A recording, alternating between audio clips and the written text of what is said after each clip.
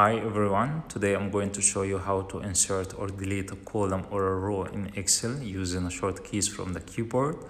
The first option that we have now is selecting and inserting a new column. We'll stand in any location inside our worksheet, then we'll click Ctrl space to highlight the whole column, and we'll press Ctrl plus to add a new column. Okay, now let's say we want to delete this new column that we add. We'll do the same. We'll select the whole column by pressing Ctrl space. Then we'll click Ctrl minus. That's how you can delete the column.